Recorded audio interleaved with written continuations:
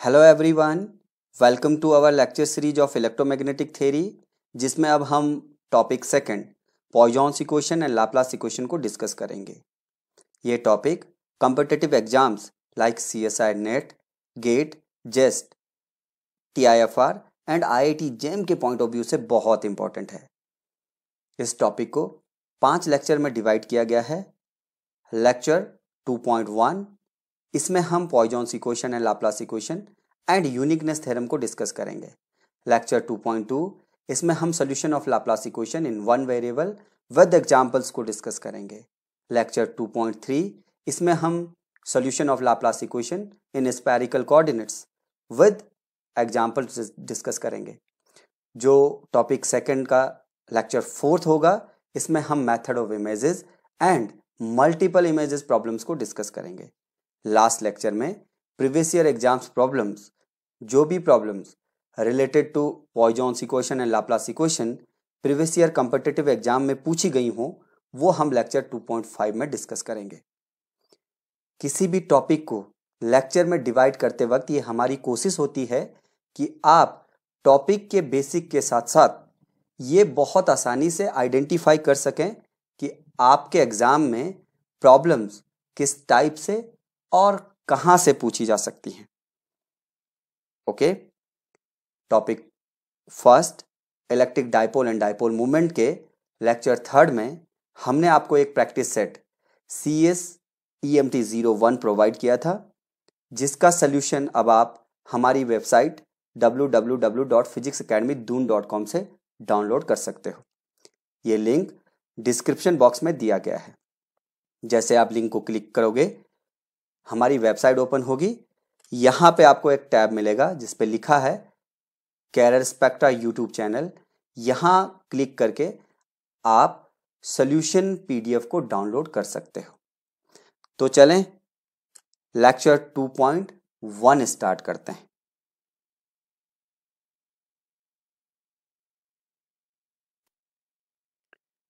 Poisson's and Laplace equation.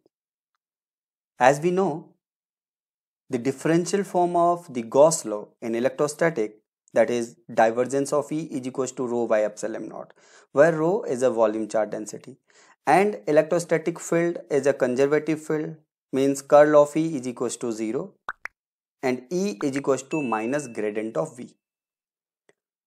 अगर इस E को हम यहाँ इस इक्वेशन में रखेंगे तो हमें मिलेगा del square V is equal to minus rho by epsilon naught, और यही पॉइजॉन्स इक्वेशन है।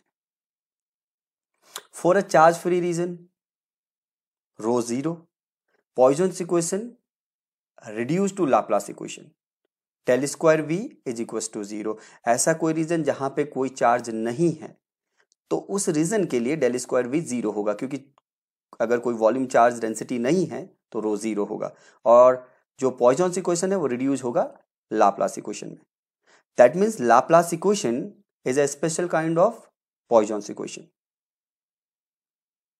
ये क्वेश्चन बहुत इंपॉर्टेंट है। इसकी इंपॉर्टेंस समझने के लिए एक क्लोज सरफेस ले लेते हैं। ये कोई एक क्लोज सरफेस है जिसका वॉल्यूम टाउ है, और ये सरफेस कोई चार्ज इनक्लोज नहीं करता, means inside this surface rho is 0। Charges इसके आउटसाइड हो सकते हैं पर inside this surface there is no charge. तो इस रीजन के लिए लाप्लास इक्वेशन सेटिस्फाई होगी, del square V is equal to 0। अब क्वेश्चन ये है कि क्या इस रीजन के अंदर कोई ऐसा पॉइंट है जहां पे पोटेंशियल मैक्सिमम और मिनिमम हो। कंसिडर करते हैं, मान लेते हैं ये कोई पॉइंट है जहां पे पोटेंशियल मैक्सिमम है।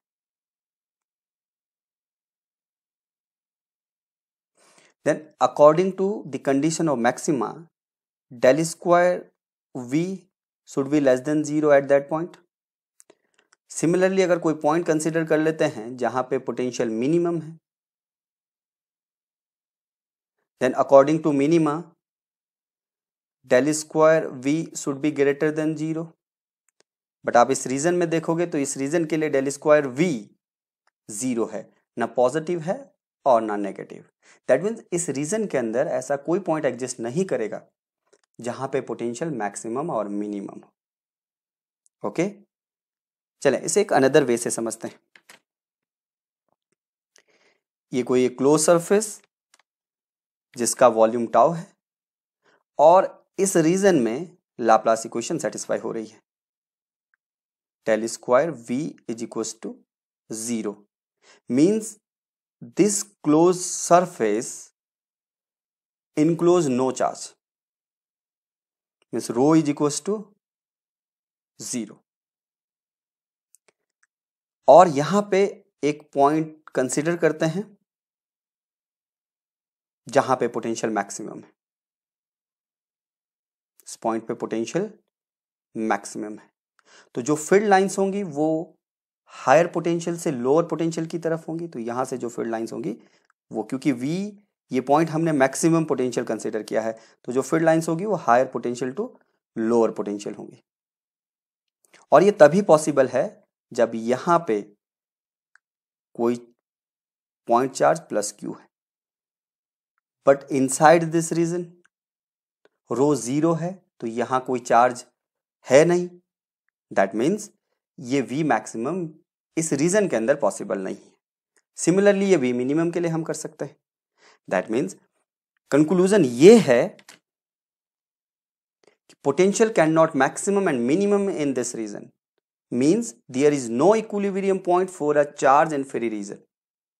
ये बहुत इंपॉर्टेंट है, ये आप नोट कीजिएगा और ध्यान रखिएगा। ओके, अब क्वेश्चन ये है कि पॉइजॉन्स इक्वेशन एंड लाप्लास इक्वेशन का यूज किस केस में किया जाता है।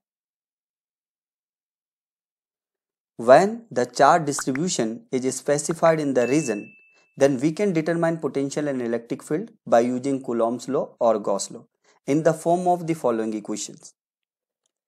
ER is equals to 1 upon 4 pi epsilon naught integration over rho r prime d tau prime over r square, and potential is equals to 1 upon 4 pi epsilon naught integration over rho r prime d tau prime over r. But if the charge distribution is not specified, then we determine electric field or potential by using Poisson's equation and Laplace equation. अगर किसी region में charge distribution specified है तो उस case में हम Gauss law और Coulomb's law का यूज करके इलेक्ट्रिक फील्ड और पोटेंशियल की कैलकुलेशन कर सकते हैं। बट अगर चार्ज डिस्ट्रीब्यूशन स्पेसिफाइड ना हो तो उस केस में हम Poisson's equation and Laplace equation का यूज करते हैं और इन इक्वेशन की हेल्प से पोटेंशियल और इलेक्ट्रिक फील्ड की कैलकुलेशन कर सकते हैं। Okay, general structure of solution of Poisson's and Laplace equation. जो solution of Poisson's and Laplace equation है उनकी जनरल प्रॉपर्टी क्या है ये समझते हैं। Basically, these equations are a differential equation, and differential equations are always solved subjected to the certain boundary conditions. Such type of a problem of electrostatic are called boundary value problems. Generally, इलेक्ट्रोस्टेट में हम जो boundary condition use करते हैं वो ये है। Boundary conditions, the potential V specified on the surface, it is a Dirichlet boundary condition, and the normal component of electric field E perpendicular is specified on the surface. It is a Newman boundary condition. अब इसे समझते हैं। इसके लिए consider two concentric spherical conducting cell having radius A and B like this, और जो ये outer conducting cell है इस पे पोटेंशियल मान लेते हैं V0, और जो इनसाइड है इसे ग्राउंडेड ले लेते हैं, और जो ये रीजन है ये चार्ज फ्री रीजन है।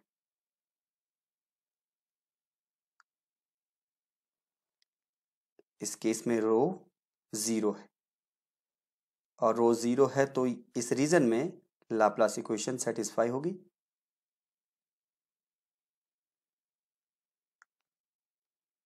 ओके। अब अगर यहां देखा जाए तो लाप्लास इक्वेशन गिवन है रीजन के लिए, और पोटेंशियल पोटेंशियल स्पेसिफाइड है, means Dirichlet boundary conditions satisfy हो रही है सरफेसेस के लिए। तो यहां पे हम जब इसको सॉल्व करेंगे, क्योंकि पोटेंशियल क्या होगा, सिर्फ फंक्शन ऑफ आर होगा only, because higher potential to lower potential variation होगा, तो जो v है that is only the function of r, that mean del square v is equals to 0, और ये होगा del v over del r square, because potential is the function of r only, is equals to 0. Integrate it with respect to r, we get del v over del r is equals to constant a, and again integrate with respect to r, we get vr is equals to a r plus b, जहां पे ये a और b जो है ये constant of integration है, ये general solution है इस रीजन में पोटेंशियल का, और a और b की कैलकुलेशन के लिए हमें बाउंड्री कंडीशंस की जरूरत पड़ती है, और वो गिवन है, मतलब डिरिचलेट बाउंड्री कंडीशन यहाँ पे गिवन है।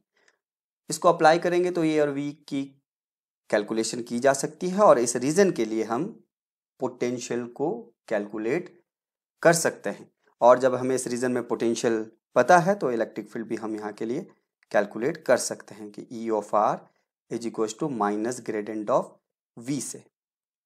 तो मीन्स चार्ज डिस्ट्रीब्यूशन स्पेसिफाइड नहीं है, मीन्स रीजन के लिए लाप्लास इक्वेशंस गिवन है, बाउंड्री कंडीशंस गिवन है, तो उस केस में हम पॉइसॉन्स इक्वेशंस और लाप्लास इक्वेशंस का यूज करके पोटेंशियल और इलेक्ट्रिक फील्ड की कैलकुलेशन कर सकते हैं। Okay.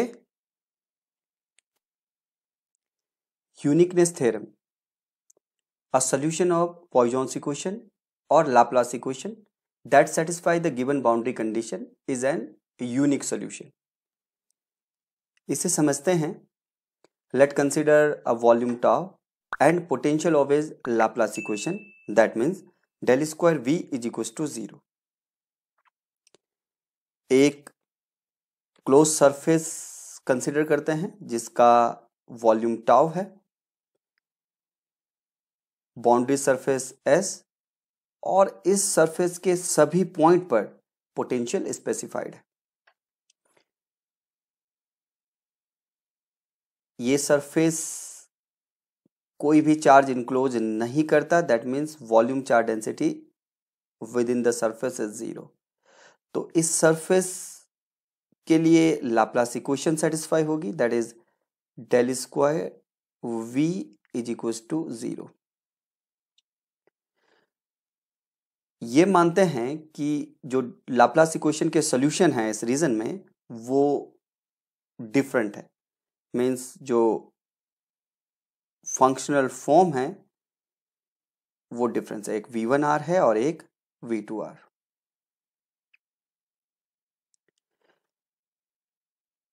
V1R and V2R rho is equal to 0 region में है, तो ये भी लाप्लास इक्वेशन को सेटिस्फाई करेंगे, that means del square V1R is equal to 0 and del square V2R is equal to 0।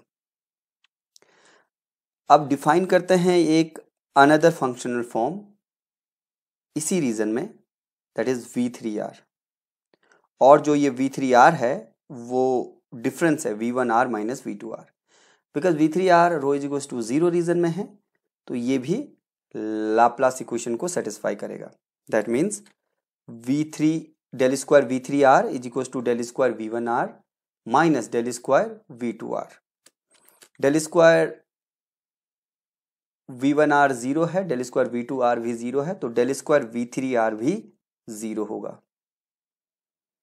Okay. अब V3 are eight a surface देखते हैं कि V3R एट अ सरफेस क्या होगा। तो V3R at a surface is equal to V1R at a surface minus V2R at a surface. यहां पे जो V1R एंड V2R है वो इस रीजन में डिफरेंट है, मीन्स उनकी जो फंक्शनल फॉर्म है वो डिफरेंट है, बट सरफेस पर दोनों की वैल्यू सेम होगी, बिकॉज जो VR है वो सरफेस पर स्पेसिफाइड है। तो जो V1R and V2R at a surface वो इक्वल होंगे। तो अगर ये V1R at a surface minus V2R at a surface equal होगा तो V3R at a surface zero होगा। That means V3R at a surface is equal to zero and V3R is equal to zero within the entire volume. तो अगर surface पे V3R zero है तो entire volume में भी V3R zero होगा। इसे समझते हैं। ओके, इसके लिए इस क्लोज सरफेस को फिर से ड्रॉ कर लेते हैं। ये क्लोज सरफेस है जिसका वॉल्यूम टाउ है और यहां रो जीरो है और सरफेस पे V3R जीरो है और इस रीजन में लाप्लास इक्वेशन सेटिस्फाई हो रही है, that is del square V3 is equal to zero. Second slide में हमने ये डिस्कस किया था कि अगर डेल स्क्वायर V जीरो हो तो उस रीजन में कोई भी मैक्सिमा, लोकल मैक्सिमा और मिनिमा एग्जिस्ट नहीं करेगा। मीन्स ऐसा कोई पॉइंट नहीं होगा जहां पे मैक्सिमम और मिनिमम। जो मैक्सिमम और मिनिमम होगा वो कहाँ होगा, वो सरफेस पर होगा। तो यहाँ पे सरफेस पर जीरो है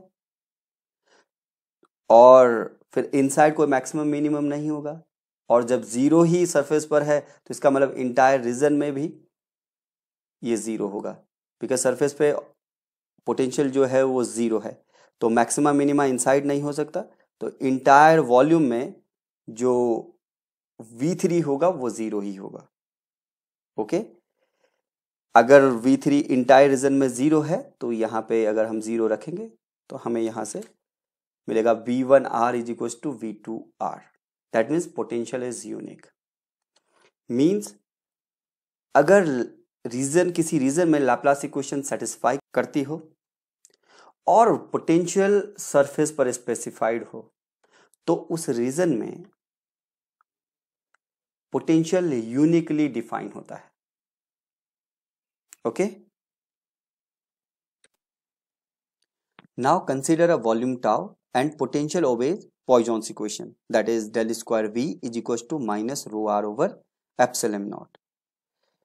एक क्लोज सरफेस जिसका वॉल्यूम टाउ है और बाउंड्री सरफेस S और इस सरफेस के सभी पॉइंट्स पर पोटेंशियल स्पेसिफाइड है और ये जो क्लोज सरफेस है ये कुछ चार्ज इनक्लोज करता है जिनकी charge density rho R given. तो इस रीजन के लिए पॉइजॉन्स इक्वेशन सेटिस्फाई होगी, that is del square V is equal to minus rho are over epsilon not.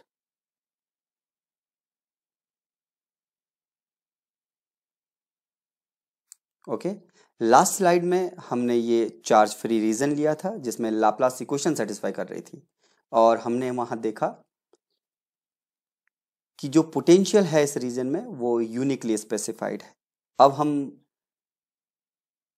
इस रीजन में चार्ज डेंसिटी रो आर ले रहे हैं जिसमें पॉइजॉन्स इक्वेशन सेटिस्फाई हो रही है और हम देखना चाहते हैं कि जो पोटेंशियल है वो अब भी यूनिकली स्पेसिफाइड है या नहीं।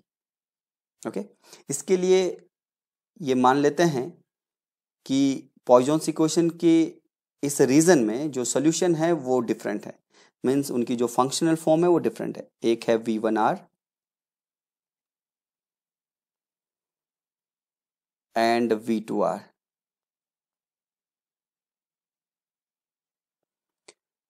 बिकॉज V1R एंड V2R इस रो आर रीजन में है तो ये भी पॉइजॉन्स इक्वेशन को सेटिस्फाई करेंगे। That means del square V1 R is equal to minus rho are over epsilon naught and del square V2 R is equal to minus rho are over epsilon naught. Rho because V1 and V2 इसी region में है तो रो दोनों के लिए same होगा। अब हम एक अनदर पोटेंशियल V3R इस रीजन में डिफाइन करते हैं। V3R that is V3R is equal to V1R minus V2R, और क्योंकि ये रो आर रीजन में है तो ये V3R भी पॉइजॉन्स इक्वेशन को सेटिस्फाई करेगा। That means del square V3R is equal to del square V1R minus del square V2R and del square V1R minus rho are over epsilon naught और del square V2R minus rho are over epsilon naught. यहाँ minus minus plus हो जाएगा तो एक term minus होगी और एक plus, तो ये कैंसिल आउट हो जाएंगी। आपको मिलेगा del square V3R is equal to 0। अब हम देखते हैं कि इस सरफेस पर V3R की वैल्यू क्या है।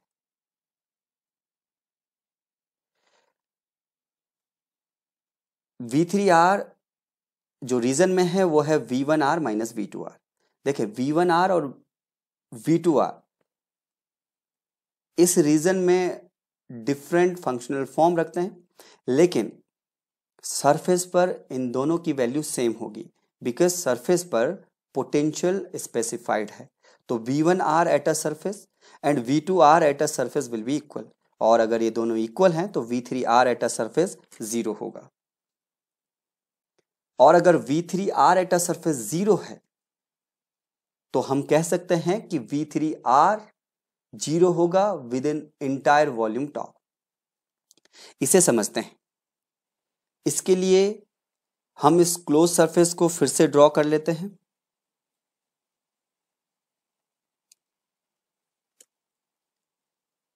यहां सरफेस पे जो V3R है वो 0 है, और इस रीजन में डेल स्क्वायर V3 0 है। तो हमने सेकेंड स्लाइड में देखा कि डेल स्क्वायर V मीन्स अगर लाप्लास इक्वेशन है किसी रीजन में सेटिस्फाई करती है तो उस रीजन के अंदर कोई भी लोकल मैक्सिमा और मिनिमा एग्जिस्ट नहीं करता। मीन्स ऐसा कोई पॉइंट इस रीजन में नहीं होगा जिसपे पोटेंशियल की वैल्यू V3 की वैल्यू मैक्सिमम और मिनिमम हो। ये हमने स्लाइड सेकंड में डिस्कस किया था। तो यहां पे देखें आप, सरफेस पे V3 0 है, अंदर मैक्सिमा मिनिमा हो नहीं सकता, तो इसका मतलब जो इंटायर वॉल्यूम में जो V3 की वैल्यू होगी वो 0 होगी क्योंकि सरफेस पे 0 है। तो अगर V3R 0 है इंटायर सरफेस में, तो अगर हम यहां 0 रखेंगे तो हम कह सकते हैं कि V1R is equal to V2R। Means in this region potential is uniquely specified. तो कंक्लूजन ये है कि किसी रीजन में अगर रो आर है मीन्स पॉइजॉन्स इक्वेशन सेटिस्फाई होती है और पोटेंशियल सरफेस पर स्पेसिफाइड है तो उस रीजन में पोटेंशियल यूनिकली स्पेसिफाइड होंगे। ओके, और अगर पोटेंशियल यूनिकली स्पेसिफाइड है तो हम कह सकते हैं कि इलेक्ट्रिक फील्ड भी यूनिक होगी because E is equal to minus gradient of V। Okay,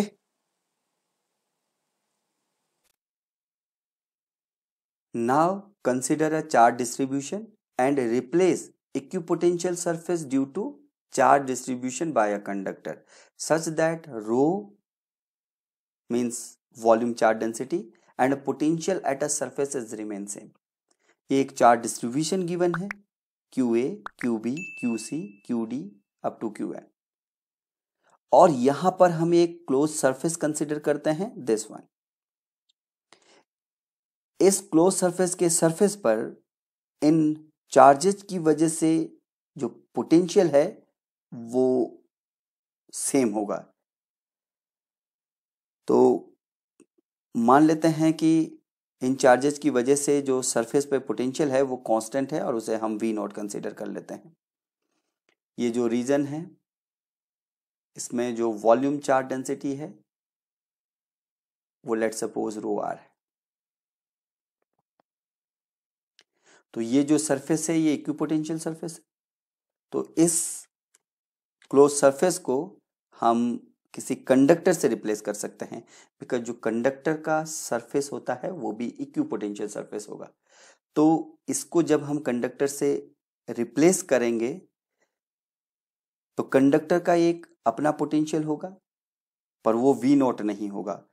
उसके लिए हमें इस कंडक्टर को कुछ चार्ज प्रोवाइड करना होगा। तो मान लेते हैं कि क्यू चार्ज हमने इस कंडक्टर को दिया, जिसकी वजह से इसके सरफेस पे जो पोटेंशियल है उसकी वैल्यू वी नॉट मिली।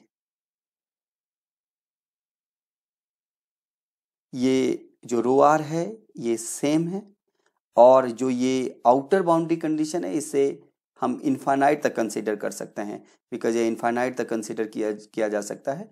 तो ये इनफाइनाइट पे अगर हम कंसीडर करेंगे तो यहाँ पे जो पोटेंशियल होगा V at infinite is equal to 0। तो ये जो सिचुएशन है ये सेम वही सिचुएशन है जो हमने लास्ट स्लाइड में डिस्कस किया था। वहाँ पे रो आर गिवन था, बाउंड्री पर जो पोटेंशियल है वो स्पेसिफाइड था। तो हम वहाँ पे ये प्रूफ कर चुके हैं कि जो पोटेंशियल इन द रीजन होगा वो यूनिकली स्पेसिफाइड होगा। तो यहाँ पे भी इस रीजन में जो रीजन ऑफ इंटरेस्ट है इसमें जो पोटेंशियल होगा वो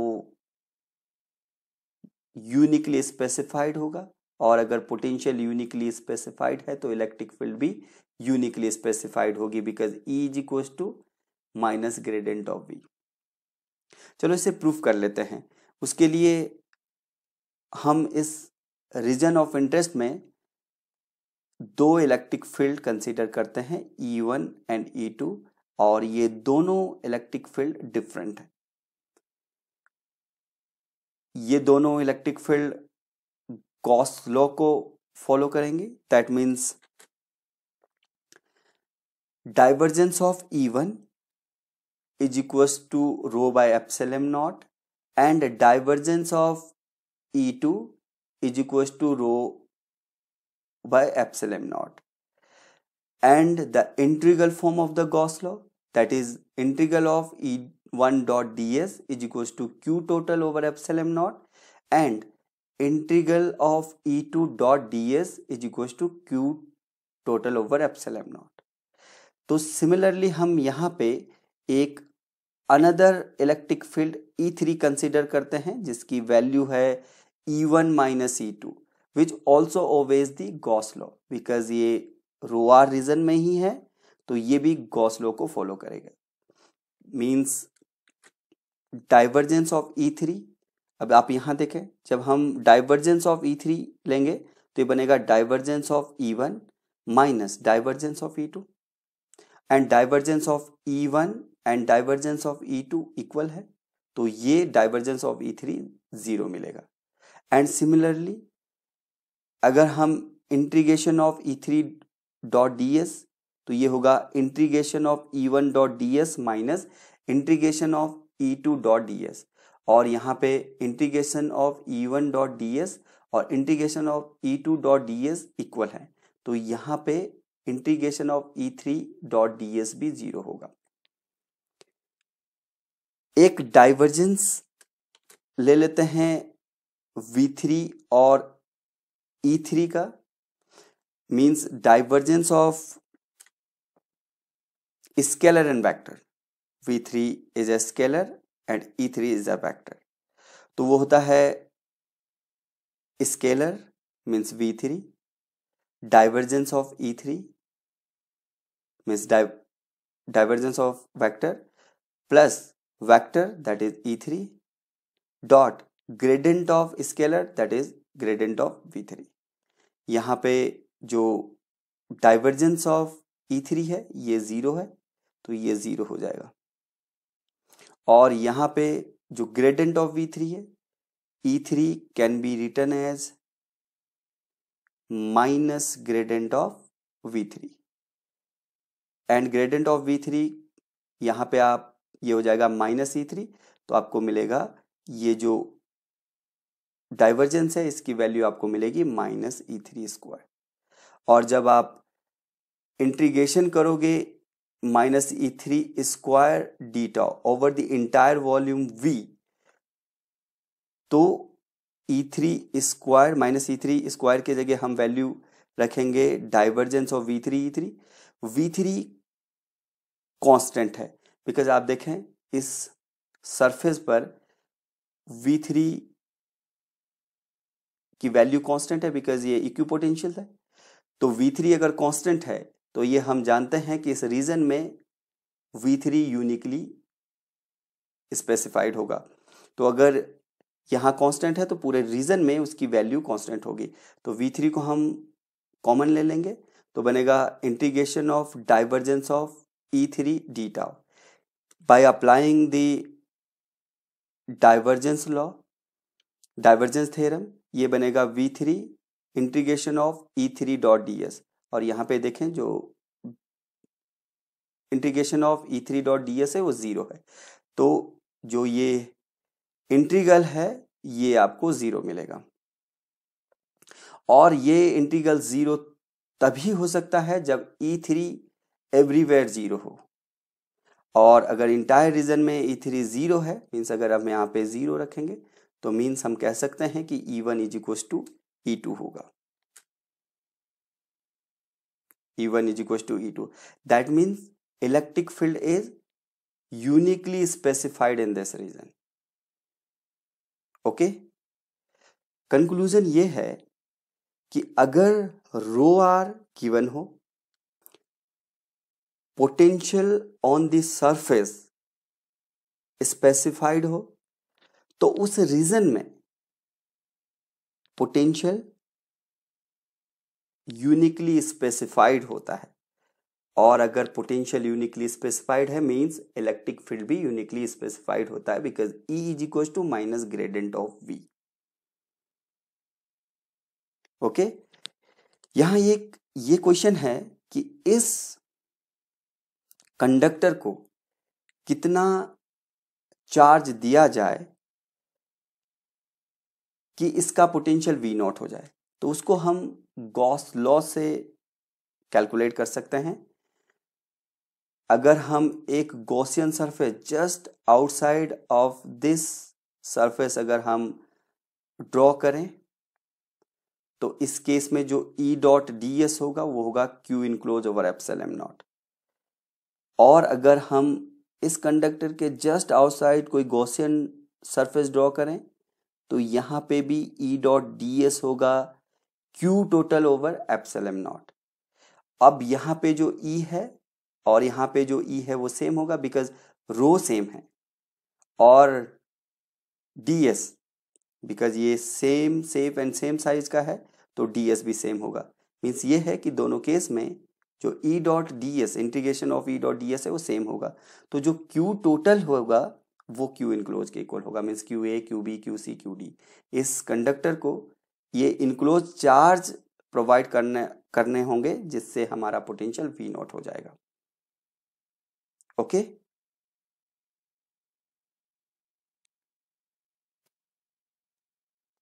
नाउ वेरीफाई लाप्लास इक्वेशन। ये इंटरव्यू के पॉइंट ऑफ व्यू से बहुत इंपॉर्टेंट है। इंटरव्यू में पूछा जाता है और आपसे पूछा जा सकता है। इसके लिए हम दो स्पेरिकल कॉन्सेंट्रिक सेल कंसीडर करते हैं जिसके सेंटर पे चार्ज प्लस Q है और इसका रेडियस है A और इसका रेडियस है B। इसके लिए आप एक स्फीयर भी कंसीडर कर सकते हो, लेकिन हम स्पेरिकल सेल कंसीडर कर रहे हैं और सेंटर पे प्लस Q चार्ज है। ये जो रीजन है इस रीजन में कोई चार्ज नहीं है, मीन्स ये रीजन चार्ज फ्री है। इस रीजन में रो 0 होगा और इस रीजन के लिए लाप्लास इक्वेशन सेटिस्फाई होगी, means del square v is equal to 0।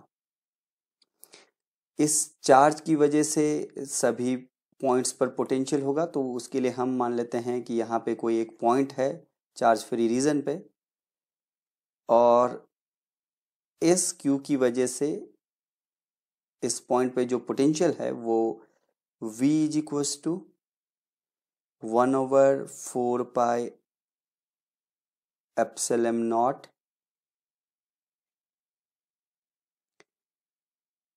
Q/R। ये अगर हम इसको K मान लेते हैं तो ये बनेगा KQ/R। As we know, the Laplacian in spherical coordinate is this one.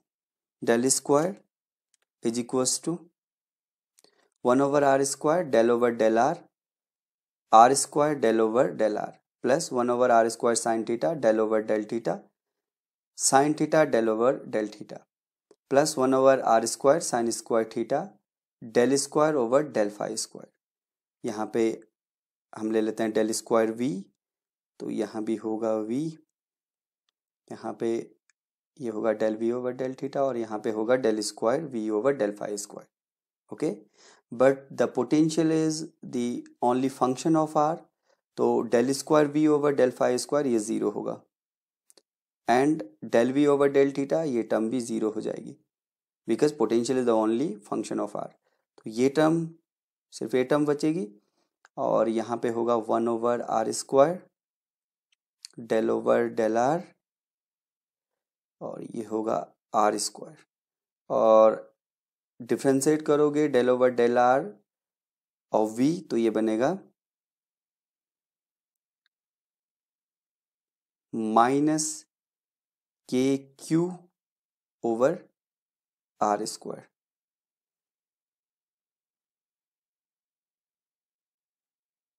r square से r स्क्वायर कैंसिल आउट, और ये जो बचेगा ये कांस्टेंट है, so del over del r of the constant is equals to 0।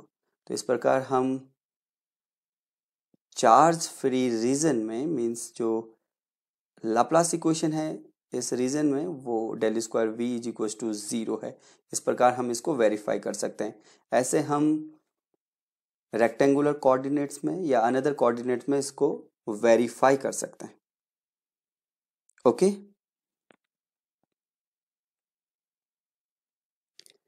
Electromagnetic theory में जो next lecture होगा वो होगा लेक्चर 2.2, जिसमें हम solution of Laplace equation in one variable with examples को डिस्कस करेंगे। ओके।